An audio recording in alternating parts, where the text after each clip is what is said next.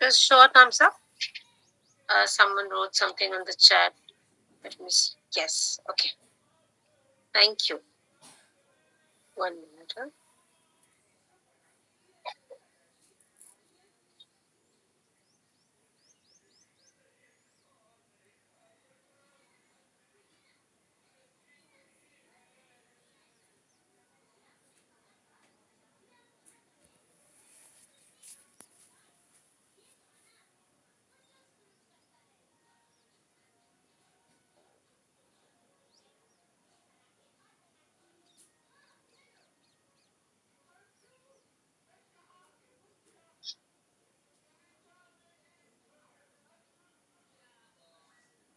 Yeah.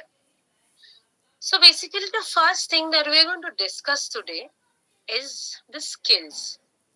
So you have already got some own skills that you got it before you joined our organization. Some skills were given by us. Okay. So skills are very important when you are going to sit for an interview, because on the basis of those skills you are going to get the points or the marks, and that forms the base of any good interview. So when you are applying for an interview for any job, the first thing that they see is the resume. We'll be coming to the resume later. But what they check on your resume is what skills you are going to bring to that particular organization or the institution. Okay. So there are various skills. Okay. So what we call this is the taxonomies of skills. So skills can be divided into two groups. The first group, uh, that first group consists of the soft skills and the hard skills. And the second group, we call it as transferable skills, personal skills, and knowledge based skills. Now, let us go and learn what are these skills, and let's learn everything in details. So, we are going to take the first group first, so the soft skills. If I ask any of you, like, because I want this session to be a very interactive one, can anybody please volunteer and come forward and share his or her thoughts on soft skills?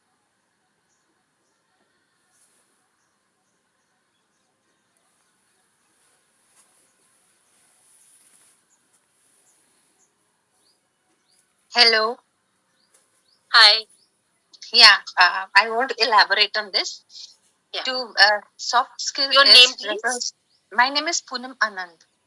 Okay. Okay. Soft skill refers to the way we communicate and how can we effectively communicate the message to the target audience. Okay. Okay. Very good. Thank you.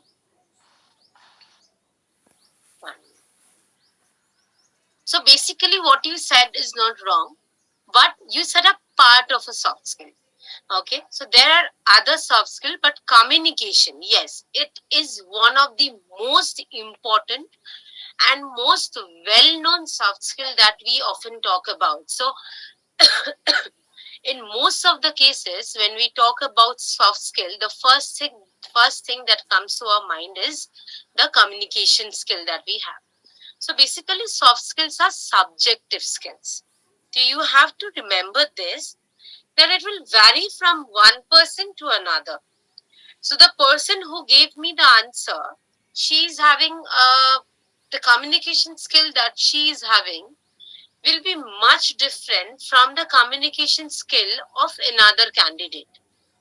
At what times, at some times, what happens is that maybe we know what to say, we know the answer, we know each and everything, but we are not that outspoken. We don't come forward always and give the answer.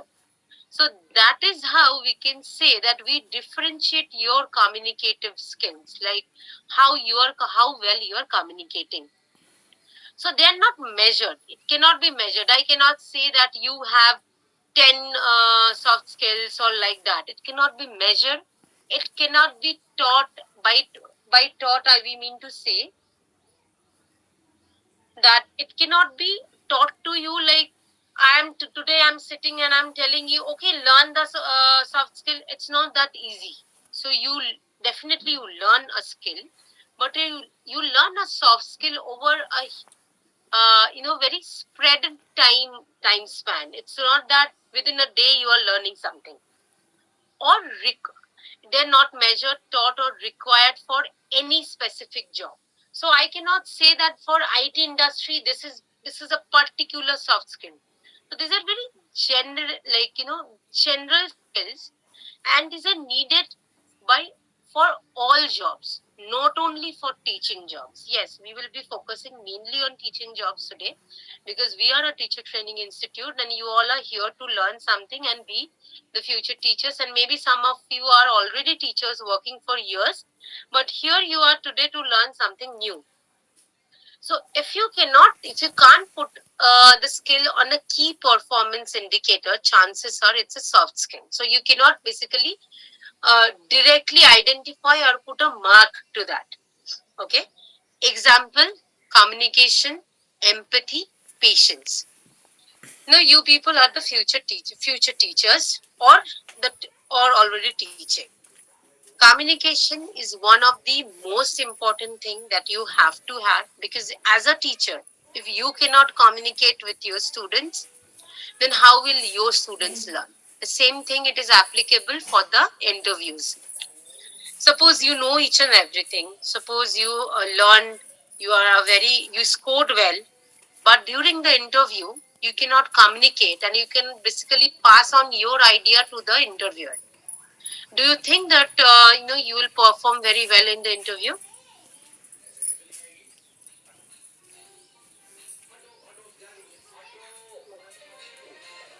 Any answer? No, I'm so sorry, I can't hear you properly. no.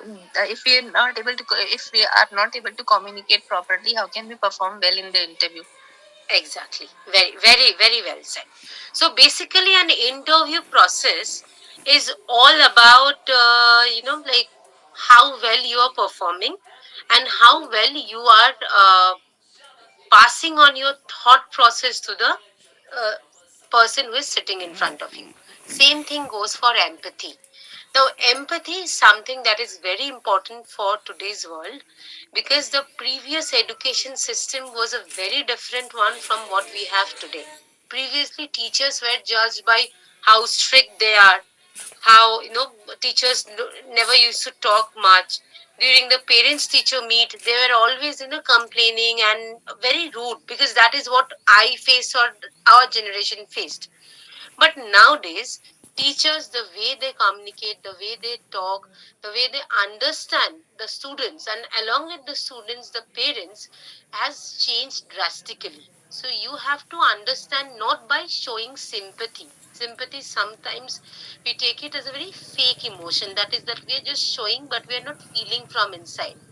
So empathy, on the other hand, is something that comes from within, where we genuinely wants to understand the other person. So being a teacher, it is very important that you show empathy to your students, and the same way during the interview process, you will be judged, or you will be given marks for your empathy and how well you are understanding and communicating with your students. And by the way of communication, people do understand that you are showing some empathy or not. And same thing with patience. Again, you cannot learn this in any institute or anything. You have to learn this on your own, and you develop all the skills on. uh, I wanted to ask you one. Is I cannot present the full screen. If in this manner I share, is it okay? Yes, ma'am. Okay, ma'am. Okay, because I'm facing some technical difficulties when I'm sharing the full screen. I'm not being able to see anything. That is the issue. So hard skills are objective skills. Objective skills means these are something that you can measure, okay, and required for for a specific job. So basically, uh, these are very job specific skills that you need to learn. For example, you want to be a teacher, you are learning, you have come and you have landed in a teacher training institute, and you're learning some teacher training courses, right? A person who wants to be a digital marketing specialized person, they will be learning a course on digital marketing. Someone who choose to be a IT specialist, they learn something that is relevant for their industry. So these are very relevant, these are very specific specific skills, mainly suited for the jobs that they're seeking for. So they're usually taught at school or any institution, just the way you're learning from us, or on the job, and are measurable. So either you have the skill or you don't. For example, you are a certified teacher or you are not a certified teacher. I cannot say you are half certified, right? Just a second.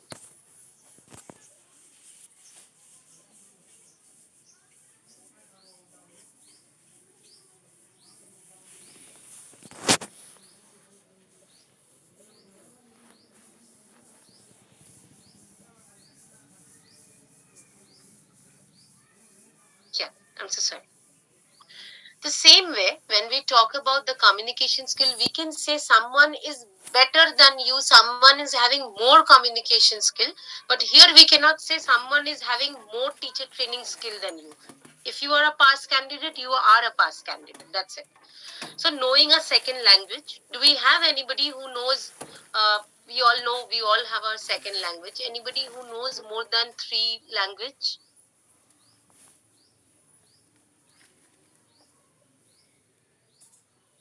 Do we have anyone with us?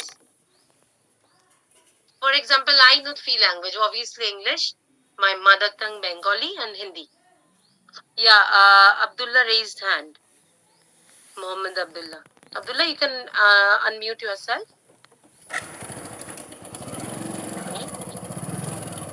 Hello. Good evening, ma'am. Good evening. Even I know more than three languages. That is Urdu, English, Not Hindi, Tamil, okay. more than Urdu, Hindi, English, Okay, and Tamil. that's great. Two other participants raised their hand. You can unmute yourself and say Hello, good evening, hello. ma'am, and good Good evening, evening. everyone. Yeah, I know four languages: English, Okay. Hindi, Bengali, and Odia. The four Okay. languages. Oh, that's good. Uh, if I ask you, do you people, you know, explain all these things and write all these things in on your CV? Like, do you mention all these things? Yes, ma'am. Yeah, yeah. Yes. That's a very good thing. That's why I wanted to ask you all. Again, my screen is somewhere. Yeah. So this is again a soft hard skill, TEFL certification, or learning a game, or any other certification. I don't know how many students are here from TEFL or from PPTC or from any other course. So I think we have a mixed batch. But just for example, I gave the TEFL certification. So let's go to the second group. Okay, so the second group has different skills. Those are called the transferable skills. So this comes under the second taxonomy. So a transferable skill, all these skills can be a soft skill or the hard skill, but these are the transferable skills. For example, these skills you can transfer from one organization to another. So for example, you are already working in a school and you learned some skills and you are going to pass on those skills to your next job. Best example is writing skill and communication skill. I'll give you a very small example. When you started your career as a teacher, the skills that you started with, the writing skills that you had, the communication skills that you had, definitely increased with years of experience. Do we have any experienced teacher here with us?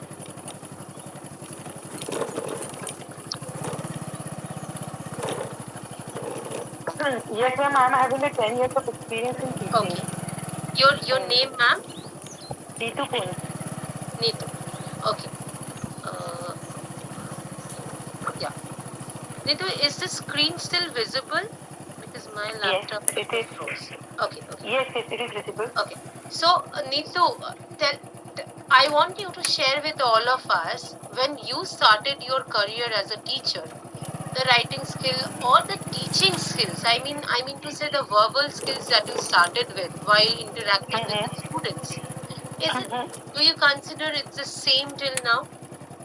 No, no, no. It's improved a lot because Hmm. frequent interaction with the children definitely gives us more way to interact with them. More experience, definitely, yes. It's True. totally changed. It's more improved, enhanced. Exactly. So, in your course of career, did you change your job? Ma'am, earlier I used to work as a retail.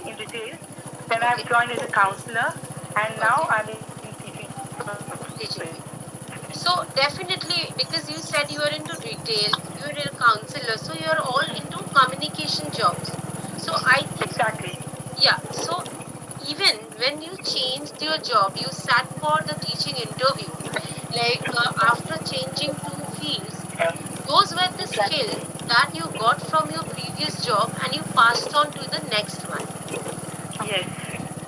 right? Yes, yes, ma'am. Okay. So this is what we were basically discussing.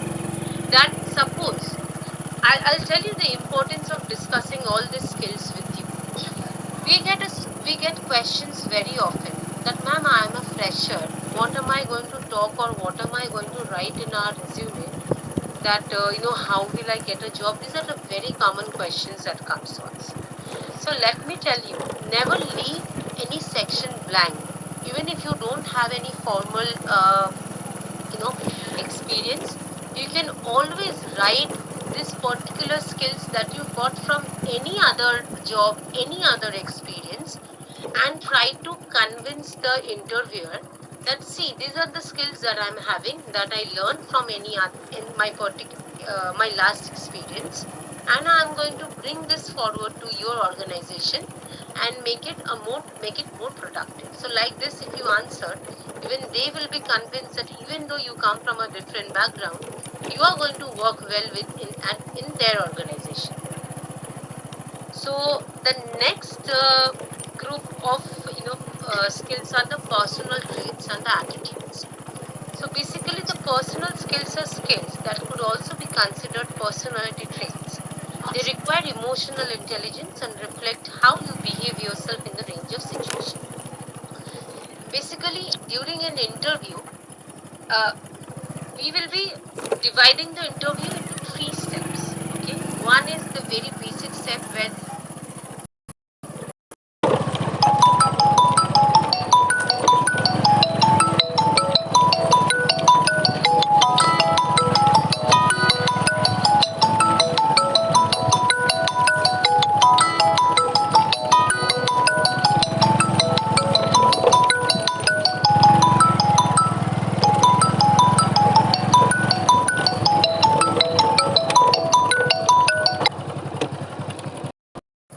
what they will check is your patience level, how independently you work. That means without any help from any other, fellow colleagues. How are you going to tackle that situation? So basically, you will be given marks on the basis of all these personal traits and attitudes that you are bringing forward to that particular organization. Okay. Then we come to the knowledge based skills. Now, knowledge based skills are kind of, you can say, are hard skills. Okay.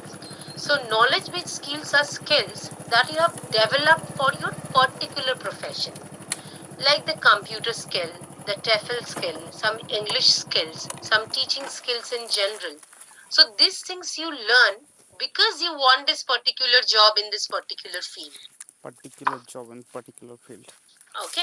At times you'll see we always tell our candidates before applying and before sitting for the interview, you have to do a lot of research about that particular organization. So basically, Particular this also organization. comes under the knowledge based skill. How that if anything that particular organization is dealing with and you are not aware of, you should do your research beforehand, and you should prepare yourself according to that particular organization, so that if they ask you any question, you should be ready to answer. Okay, clear? Should I move ahead? Yes, ma'am. Okay. So there are certain skills. In general, I told you about what are the skills. Now, there are certain skills, those are very important for a teacher. So what are those skills? Definitely the communication, that comes under the soft skill. Lesson planning, that is hard skill. So we have altogether 34 participants here. If I ask you how many of you have covered, uh, you know, uh, the part where you have learned the lesson planning under our courses, how many of you have done that?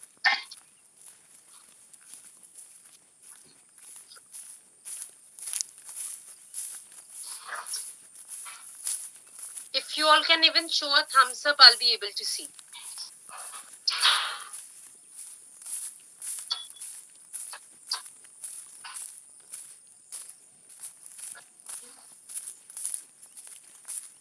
Like, have you all completed the lesson part planning?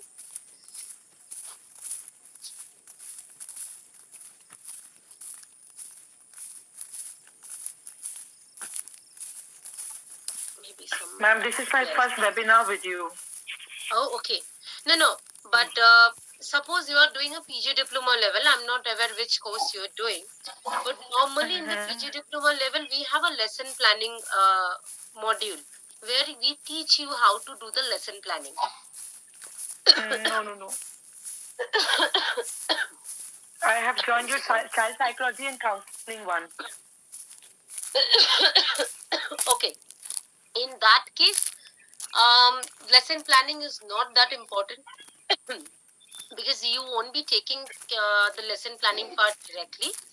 Okay, but for teachers, for people who are directly going to apply for a teaching job, lesson planning is a very important part, and that is a hard skill. You learn that. You can't just start making lesson plans. So you learn that. Okay, these are the important skills for a teacher. Then leadership skill. Leadership skill is a soft skill. So leadership skill is important for teachers and also for people who are doing child psychology or counseling course, because somewhere you have to take the role of a leader, and so that people will listen to you and you may be able to take the decision that is right for number of students.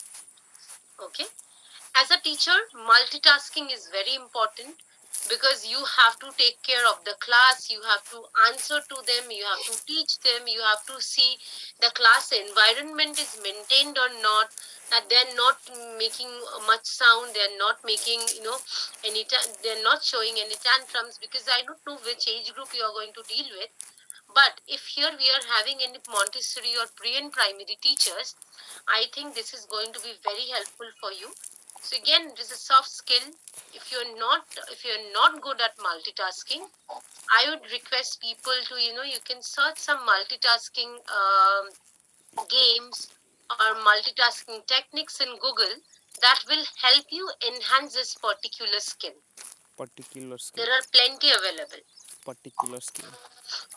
Then subject. Subject is basically the subject specific knowledge. What subject you are going to teach in the school, or what subject, on the basis of what you are going to get a job. For example, a child psychologist or a counselor. So you have to have the subject specific knowledge. Without that, how will you do counseling to your student? Right?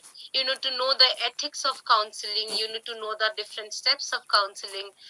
And for subject like pre and primary methods, the Montessori methods, these things are very important, and this comes under hard skill.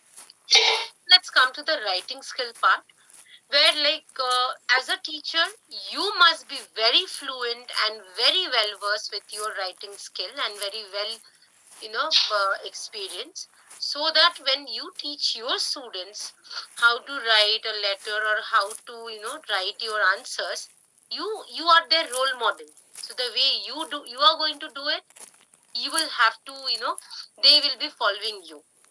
And during the interviews, other than the or verbal interview, There will be a level of interview where you will be assessed on the basis of your writing skill. So it is again very important. You should work hard on your writing skill. Okay, and then definitely one of the most important thing is the creativity, because as a teacher you have to be very creative, and the same thing you have to express during your interview. That means how suppose you are going to teach a particular topic, and they give you a particular topic to take a mock class or maybe a demo class. You have to give a demo class in the school.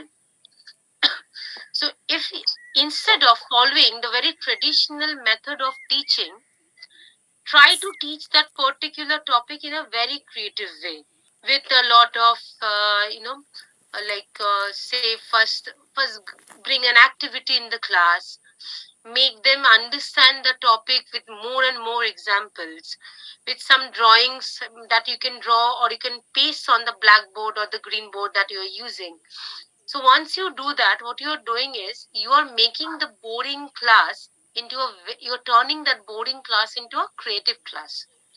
And when you show all these things in a demo class, the chance of you getting selected rather than any other student is much more.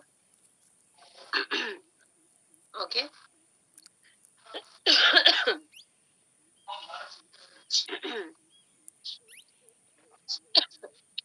So sorry. I'm not that well today. I'm really sorry for the disturbance. I'm coughing too much and Dear, there is background sound. Someone's mic is on. uh let me check the participants, please. One minute.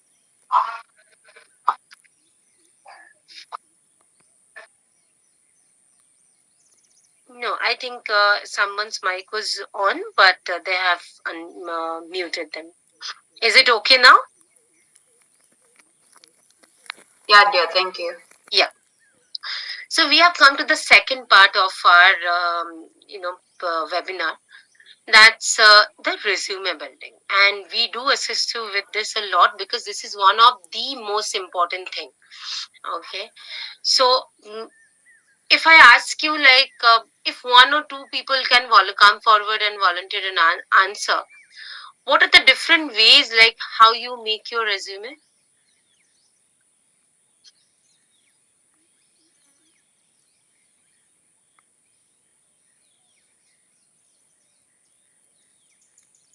Anybody who has, like, anybody who has been working in this particular field, like making, building resumes and all? First, we should share our experiences, and at the Okay, bottom, we should share our all in your right hand side your personal okay, information. First, you should okay, share your experiences, and then your key areas. okay, Yes, and then your personal information. okay. That is fine. Thank you for answering it too.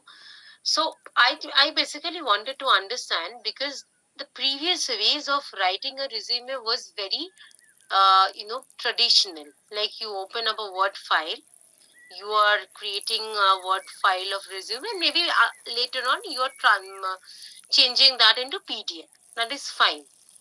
But nowadays people are looking for creativity so much. So I would request, rather than writing a very boring and simple resume, please do follow a format. Go to Google, write resume format. You will get more than 1,000 free resume formats. So what happens if you choose one is, first of all, your half of your work is done because the format is already like pre-made one, and those are very professional. They look very professional, with a very bold colors. Okay, not too bold or not too flashy, but looks very professional. If you search, you will see that they have different formats. For example, for the colors, the designs for uh, for a teaching job is way different. A teaching resume is different from an IT sector, or maybe someone who is in the creative field. Okay, so choose a format that is suitable for you. Okay, after that you have to go and select the font. Now people often make a, I would really want you to, request you to write down the few fonts that I'm saying, so that it will be, helpful. The most common font that people use is Times New Roman. Okay, another one that you people can use is Georgia or Cambria, rather than using Arial. I personally don't prefer using Arial. So these are the very, meaning high in demand fonts that you can use, and you have to make sure that you're using the correct font size. So basically the overall font size should not be more than 12. The subheadings should be 14 or max 16. And if you're using subheadings as 16, you have to put the headings as 18. So basically two font size gap. One.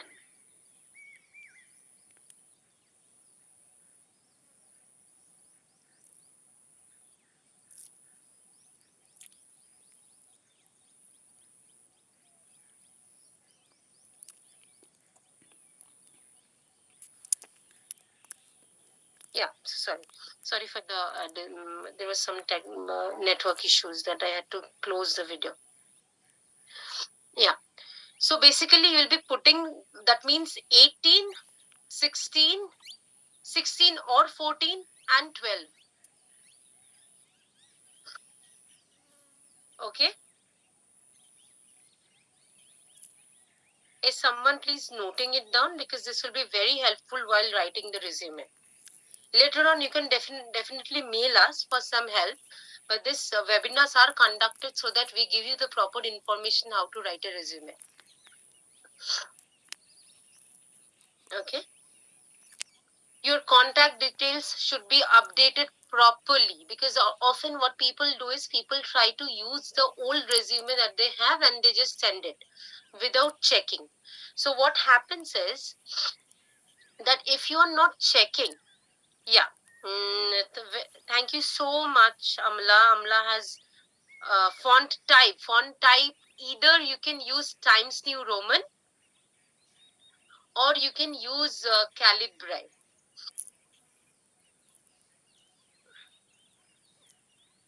Thank you. Amla has done a very good job for you. Excuse me, ma'am. I Yes. guess you suggested Cambria.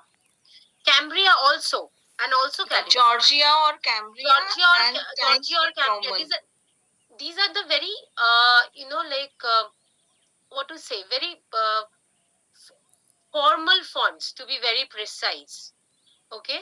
So at times people use italics, or there is one font I'm not remembering, Vardhana italics or something like this.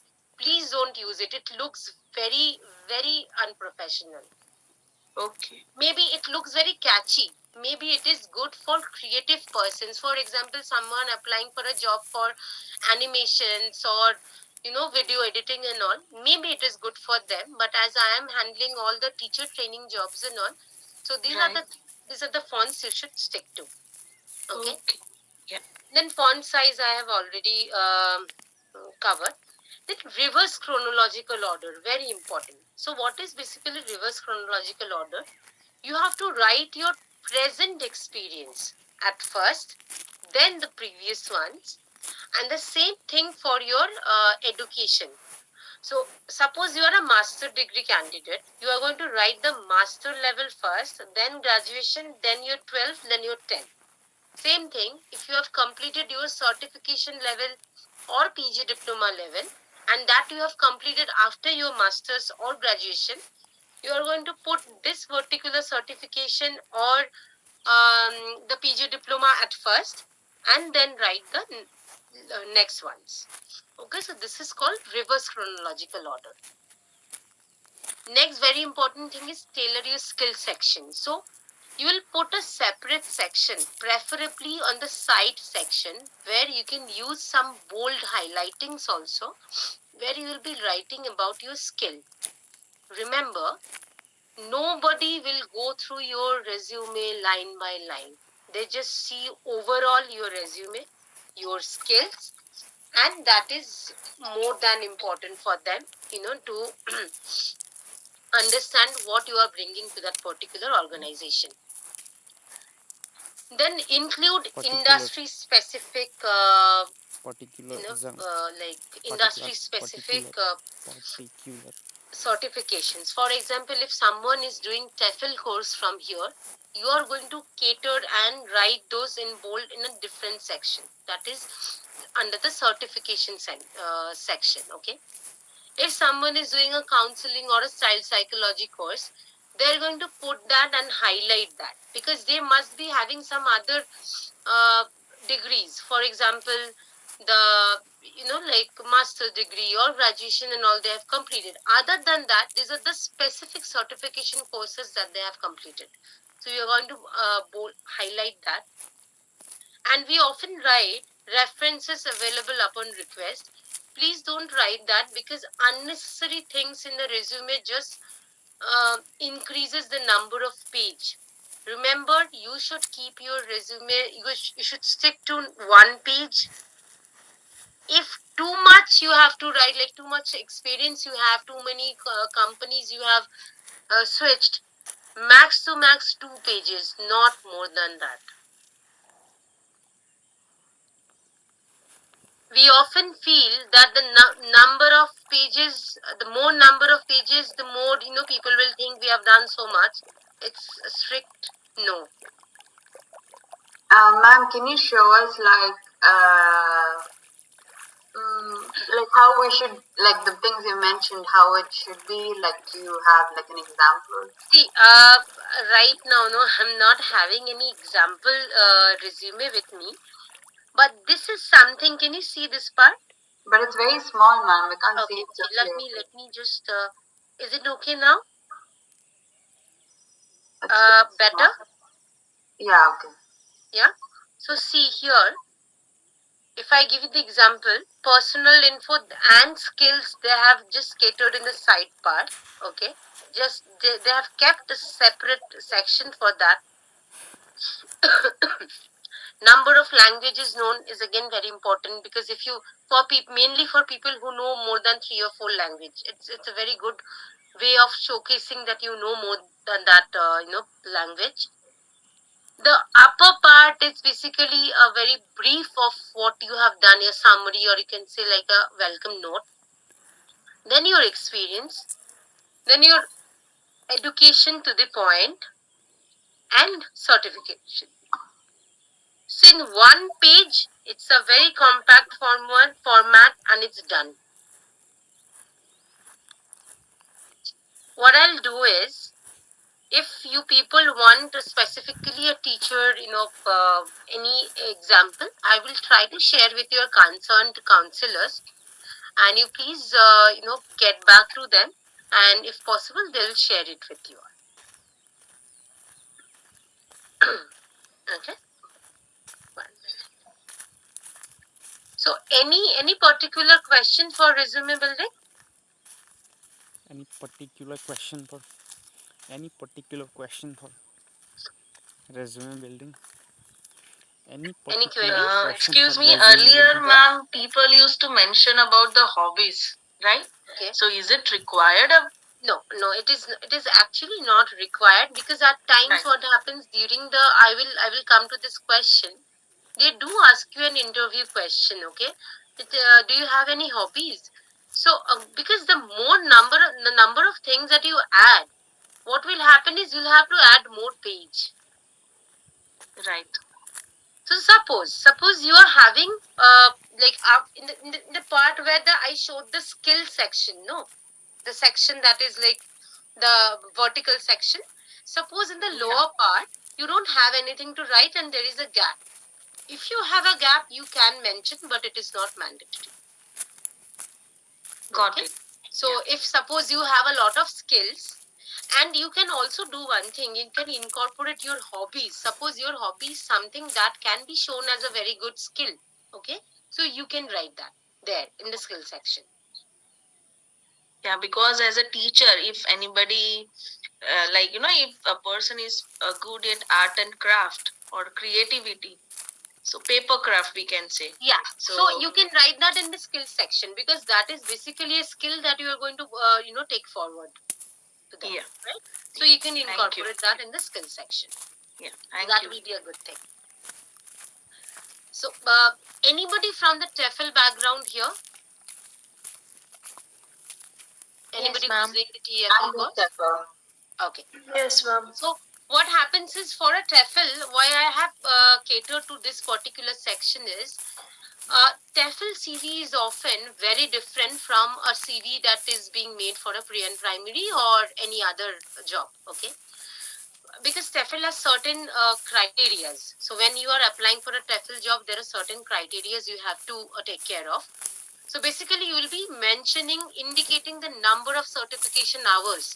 So I don't know which level you are doing, certificate level, diploma or advanced diploma or the master's level, whatever it is, the certification hours you are going to mention. Consider creating a separate section for TEFL CV that's dedicated to ESL experience. Okay.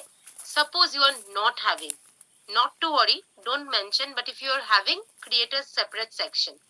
And this all listing should come within 2 pages, not more than that. Include all prior work, even volunteering work. And this is not only for TEFL, for everyone. We often don't, we just, suppose you are a fresher, you just keep the experience section blank.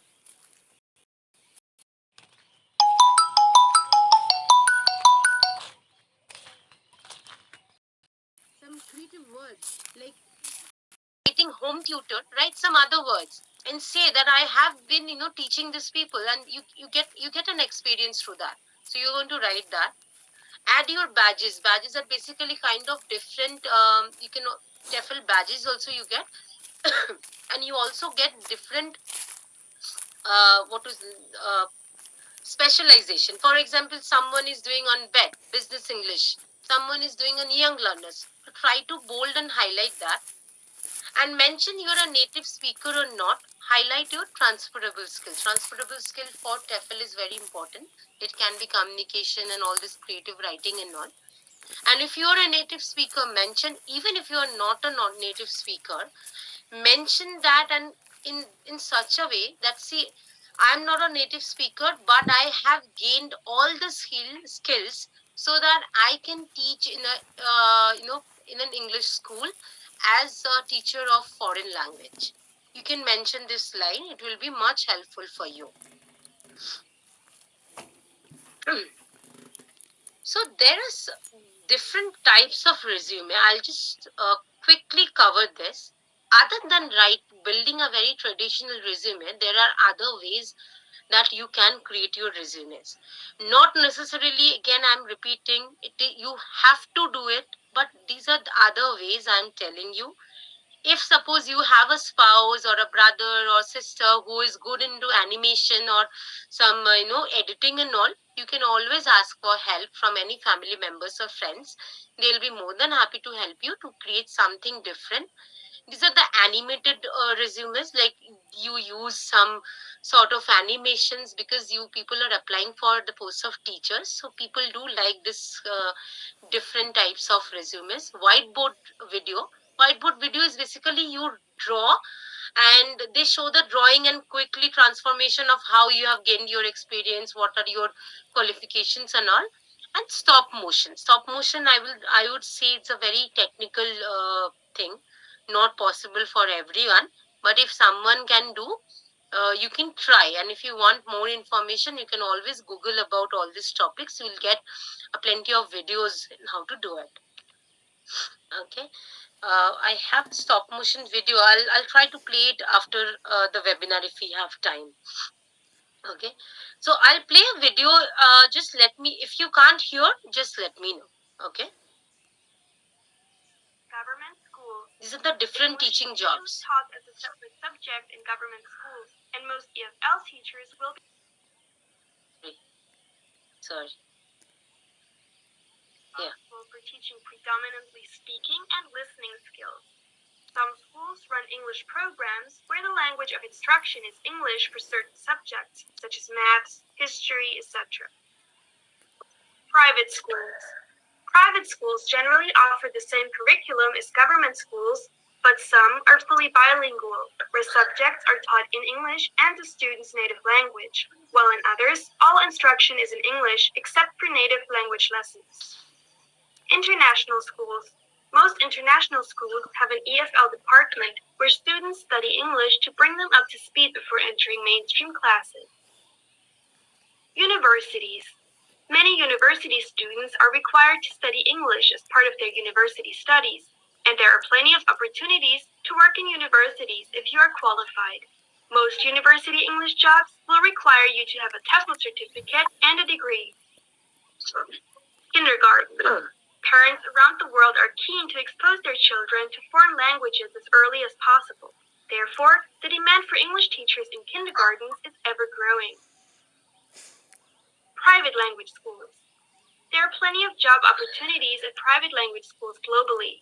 Teachers at these institutions can find themselves teaching students of all ages. You can also find yourself teaching general English lessons, business English, or even helping students prepare for tests such as IELTS or TOEFL. Working directly for companies. Some companies hire their own English teachers, who will be responsible for developing and teaching English courses in line with company guidelines.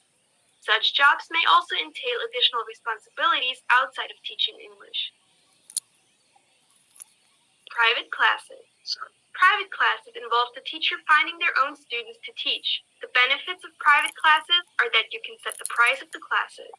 You can teach at your home, the student's home, or even a park or Hope it is audible, visible for all of you.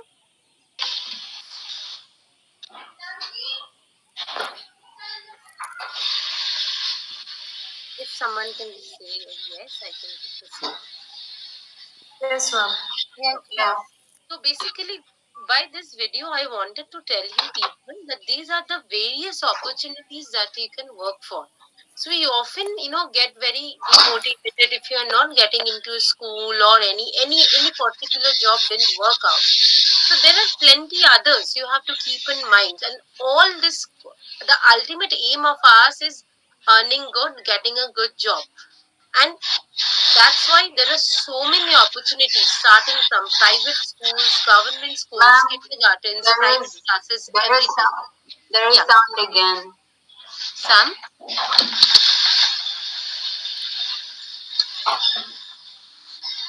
Pardon, please.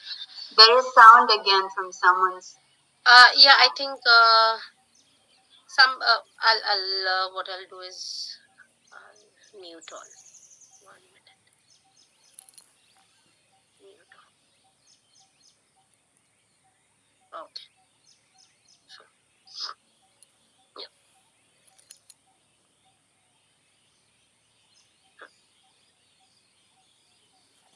So we are going to cater to, before I start catering to the different interview questions, I wanted to ask you, just sum up what we have done is we have learned about the skills and how you can build your skills for the interviews. We have learned about, what are the important skills for teachers and how to build your resume, and what are the different job opportunities that you can look for, or before applying you can do your research in this various fields. Okay, now coming to the last part and the most important is how to answer various interview questions. So and these are very common questions. When you read, you might feel, why ma'am is discussing all these questions? These are very silly, simple questions. But the trick is in how you are answering.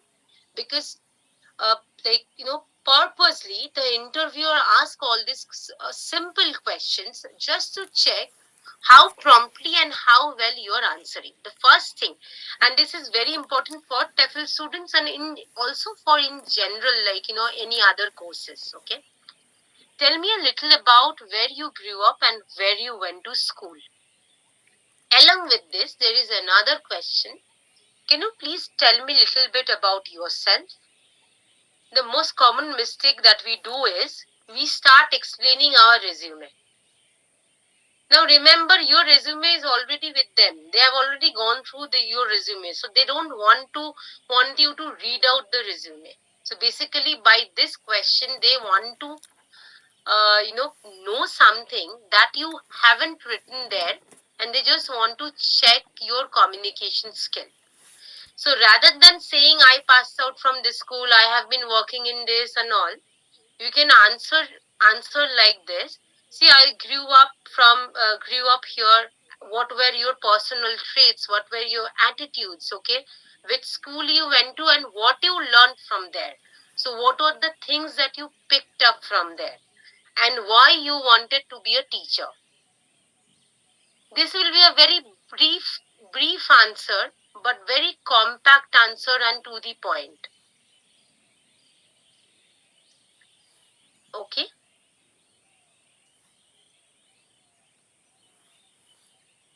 clear? I am someone. Dear, what if when you went to school you didn't have a good school life? Then what do you do? I understand. And I'm really meaning, I'm sorry for people like, who maybe couldn't enjoy or not had a very good school life. But to be very frank, when you are going to an interview, you have to be bit, a good storyteller to be, so even if something didn't work out for you, but you cannot let the interviewer know that, because at times what happens, too much of negative storytelling can put forward an impression that you are going to bring that negative impacts to that particular organization. I understand Particular maybe someone organization. might not have that particular very good experience or good learning process, but instead of showing that, try to build up a story and say in such a way that you are going to bring something very positive to that their organization. Okay, this is my suggestion to you. Then a very common question is, what was your favorite class in school? By this question, they try to kind of understand that what, as a student or as a teacher, this can also be applicable for your experience also. What was your favorite class? So they just try to see which subject we are more inclined to. So I would suggest, suppose you are very inclined to maths and here you are not applying for a maths teacher, you can always mold your answer. So basically, why I am teaching you all this, you have to answer accordingly so that the interviewer will be impressed. Your main job in the interview is to perform well, right? So you have to talk about the favorite class and also give the example and the reason why it was your favorite. It can be a creative writing class or it can be even an art class. So what you are going to put forward is that you are such a creative person. You enjoyed the art class so much because you used to make new things or, work on your imagination. So you are putting forward the, like concept of that you as a teacher are going to work with the imagination of children and you are going to work with them in a very friendly way. Okay. Next question is, why do you want to teach English? I will add more subjects or more topics here. For counseling students, child psychology students, they can also ask, why do you want to opt for this particular profession? Give answers specific to that particular profession. Don't just say, I love, teaching. They know that you love teaching, so that's why you are here. You can answer like this, that this particular subject really impressed me, and because I like doing the learning this particular subject, that means that I am going to work much harder for my students, and when I will enjoy learning, I will also enjoy teaching them.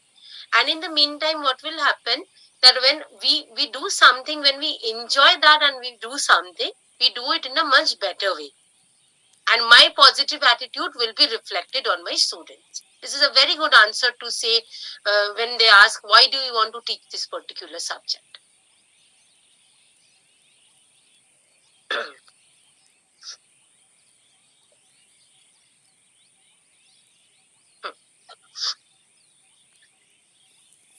Tell me something. Tell me about some of your experiences as an English teacher. Other than English, again, I would be, including many more topics here. So you can answer, a great teacher is someone who is relatable and able to communicate both abstract and concrete ideas in an exciting and memorable way. So she's happy to share information that encourages her class to dig deeper on their own. Someone, can you please unmute yourself?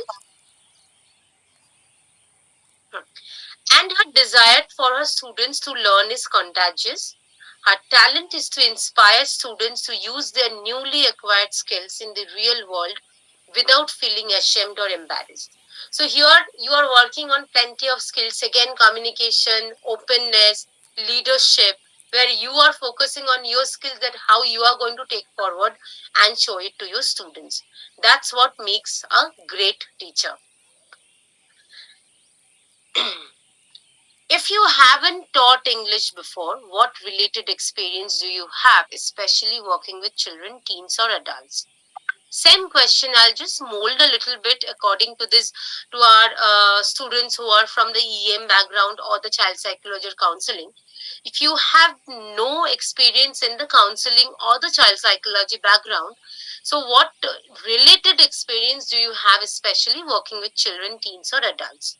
So here your answer should be, this question is very important for freshers when you are not having any related experience to that. You can try gathering experience, very small experience that happened in your day to day life, or maybe without any formal certification, like for example without any formal experience in any organization or schools, but it happened for your homeschooling techniques or tuition teacher online experience. So try to share all those experience and mention, never try to cover up with any other information. Clearly mentions it happened online, but though it happened online, I think I did a face to face interaction, and I'm going to bring forward that experience in my next job.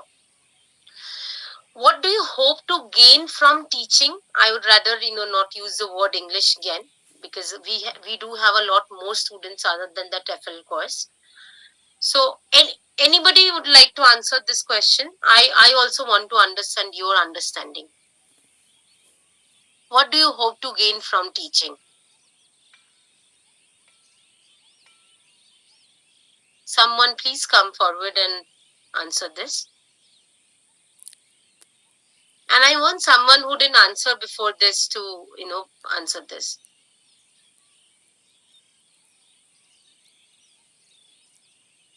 Come on, we have so many students. My students are not participating today.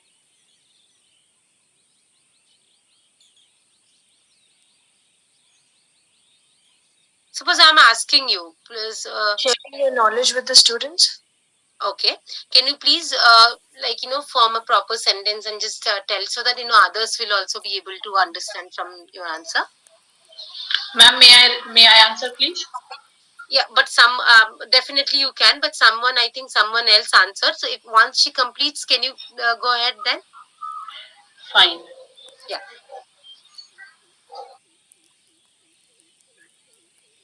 Yeah, someone, I couldn't see the name. She said something. So can you say it once again?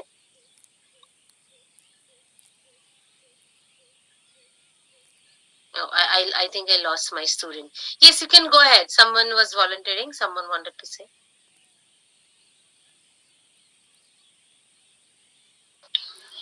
Ma'am, actually, Yeah. I wanted to, I mean, my experience is that every child is individual. So, somewhat I will say that we also get the experience of learning from them by Very their good. experience, by their Very experience, good. huh? Because Very every good. child Very is well. individual. Yes, yes. So sometimes So it's very emotional and like it's very like helpful. yes, yes, it's a very good answer. Even I would have added this point. So along this point, it's not necessary that everyone will be thinking on the same parameter, right? Someone answered something else that was also correct. Even I like saying that through this particular job I will be able to not only meaning not only learn from them but also learn from my fellow colleagues and from your organization. Okay, as a teacher, so I think this is one of the reason why I have applied for this particular job after doing a lot of research about your organization. So when you show them that you are very much interested in that particular organization, you have done your research. You are not meaning you'll see I have got candidates like who say I have applied to plenty of places. I really don't remember which institute is this. The first impression that comes to me is very negative. That no, you're not even aware which job you are applying for. That you are applying to so many things that you are getting. Rather than that, if you see and you stay very focused on that particular job, it imparts a very positive attitude. What do you do in your free time? Hobbies, social life, volunteer work, travel. Someone asked about the hobbies. I remember. I don't remember her name. So this is a very good opportunity to talk about your hobbies and free time. Basically, people try to understand what are your daily patterns and daily lifestyle. How busy you are, how free you are to learn new things. Because nowadays in new jobs also always you have to upskill. You are doing one course today, that doesn't mean that it's done. Maybe after 2 years some new technologies, new methodologies will come, and you have to prepare yourself accordingly. So you will always have to be with the motivation and with the mindset that I have to upskill myself. So you can express and talk about all this. Traveling is a very good hobby, from where you can say that I learn new things when I travel to new places, and that helps me both personally and professionally. You can talk about this. You can talk about your networking qualities. It's a very good quality to talk about. Okay. Last question. Do you have any questions for us? This is a very important question that the interviewer asked. And 90% of 90, what 90 is even less. I think 95% of the time, people ask no. When people answer no. Now, that's a big no from my end. Because when they ask you this question, that any questions for us, they are expecting a question. And don't ask when are you going to get back and tell me that when did I get the job or not. No, no questions not like this, but rather you can ask questions about the organization. Do a little bit of research about the organization, about their vision, their mission of that particular school or the institution. Ask them about their vision. That I read in your website that these are the visions. So can you tell me, or can you guide me how can I improve my work if I join your school, so that I come in the same like I get aligned to your work culture.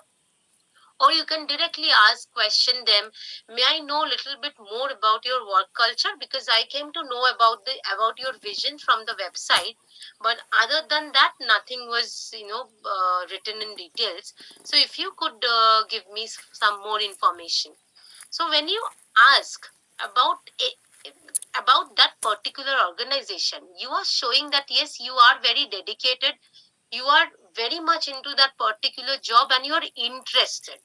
You show your interest. You don't show that okay fine, I have applied the 10 more places, I'll get this or not. That's a different thing. So you don't sound very not that interested, or very very casual. You don't sound like that.